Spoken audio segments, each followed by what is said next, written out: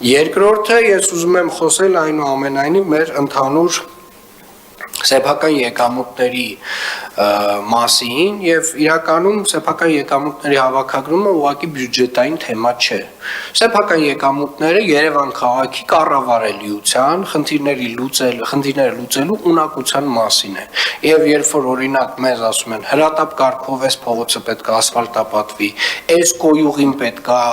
վնասվելա, ինչ որ մի բան պետք է արվի, հեղեղատարը մյուսը, այդ հիմնականում Երևանի քաղաքապետարանը իրականացնում է սեփական եկամուտներով։ Եվ վերջին տարիներին Երևանի քաղաքապետարանը իր սեփական եկամուտները ավելացրել է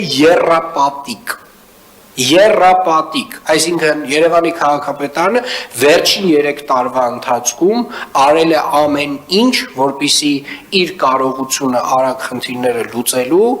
ավելացնի, բայց ինչ է նաև դրա հետ մեկտեղ տեղի ունեցել։ Իհարկե դրա հետ մեկտեղ մենք ավելացրել ենք մեր ավտոբուսային ցանցում նոր որակյալ ավտոբուսների քանակը, մենք ավելացրել ենք նոր տրոլեյբուսներ եւ դրանք էական ծախսեր են ավելացրել Երևանի քաղաքապետարանի համար, որոնք կրկին Երևանի քաղաքապետարանը հոգում էր եւ օրինակ նախորդ տարի միայն Երևանի ավտոբուս ՓԲ-ի սուբսիդիան հասել էր մոտ 9 միլիարդ դրամի։ Եվ այսօր մենք արձանագրեցինք, որ այնուամենայնիվ որոշակի թեր հավաքագրում ունենք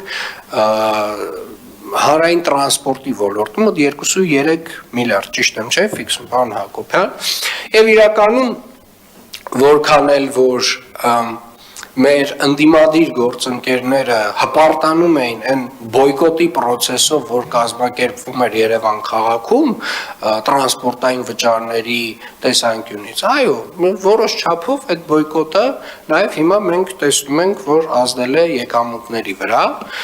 բայց այնուամենայնիվ իհարկե մոտավորապես 75-80% մարդկանց պարտաճանաչ վճարում են, այսինքն երևանցիները հիմնականում նույնիսկ առանց տուժի տուգանքի, ուղղակի իրենց իրավագիտակցությունը իրենց թույլ չի տալիս այդ չվճարել եւ այդ process-ին միանալ, եւ ես շատ շնորհակալ եմ մարդկանց իրապես հասկանալու, թե Երևանի քաղաքապետարանը ինչ է անում եւ այնուամենայնիվ մի արձանագրում պետք է անենք։ Բոլոր այն կոչերը, որոնք որ միտված էին նրան, որ Երևանի քաղաքապետարանի եկամուտները նվազեցվեն, մասնավորապես տրանսպորտի ոլորտում։ Սիրելիներս, դրանք ազդելու են հենց տրանսպորտի ոլորտի վրա։ Առաջին հերթին։ Եվ օրինակի համար, եթե այսօր մոտավորապես 2.7% ունենք մենք ավտոբուսներ, որոնք որ դուրս չեն եկել, այսինքն այդ ֆինանսական հոսքը այնքան է աճում, որ Երևանի քաղաքապետարանը ուղղակի ֆիզիկապես չկարողանա անընդհատ այս ծավալը սպասարկի եւ հետեւապես կրկին անգամ եւ ուզում եմ հատուկ շեշտել եւ այստեղ որևէ տենց երկրորդ կարծիք չկա, այո պետք է լինի տուգանք, այո հանրային տրանսպորտից օգտվելու եւ չվճարելու համար պետք է գործի տուգանք։ Երևանի քաղաքապետարանը կամ Երևան քաղաքը միակը չեն աշխարհում, որ ունեն նմանատիպ խնդիր։ Այսինքն դա կա Փարիզում, դա կա Լոնդոնում, դա կա եւ կներեք ամենայն հարգանքով նորից այդ բոյկոտի շղարշի ներքո ուղակի կոծկելը անպատասխանատվությունը ես տենց չեմ ընդունում։ Դա անպատասխանատվություն է քաղաքապետարանի նկատմամբ, սեփական քաղաքի, սեփական քաղաքում ունեցած հանրային տրանսպորտի նկատմամբ, Երևան քաղաքում գազել չկա։ Երևան քաղաքում կան բարձրակարգ ավտոբուսներ, որոնք որ երթևեկում են ամբողջ քաղաքով եւ էականորեն ցանցը ընդլայնվել է, եւ Երևան քաղաքում համապատասխան սպասարկման համար կա համապատասխան վճար։ Մի վճար, հարգելի գործընկերներ, որը մոտավորապես հələ 10-11 տարի առաջ Երևանի քաղաքապետարանը ուզում էր ներդներ նախկին գազելների համար։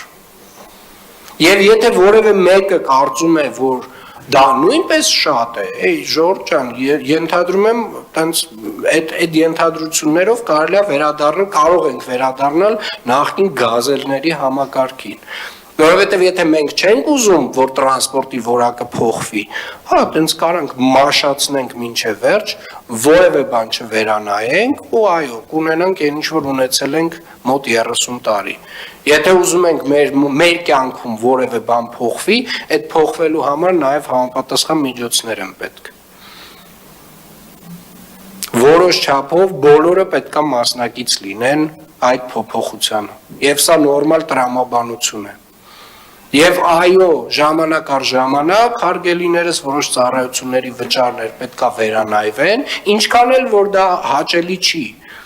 Բայց կներեք 40 տարվա ընթացքում, ասենք, մի անգամ չպետք է վերանայվեն, որ ամբողջ տրանսպորտային համակարգը փոխվում է։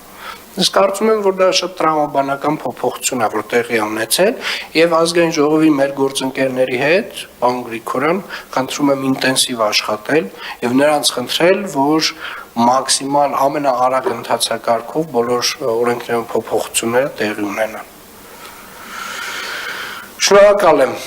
Հաջորդ Մշակույթի և տուրիզմի վարչությանը հանձնարարական 70 զեկուցել Շարլ Ազնավուրի արձանի պատրաստման աշխատանքների ընթացքի մասին։ Հարգելի պարոն քաղաքապետ, հայտնում եմ ձեզ, որ մեծանուն արվեստագետ, շանսոնյե, Հայաստանի ազգային հերոս Շարլ Ազնավուրի արձանի պատրաստման և տեղադրման աշխատանքները ընթացքի մեջ են և հուլիսի 8-ից 12 ընկած ժամանակահատվածում կիրականացվի արձանի բացման հանդիսավոր արարողությունը։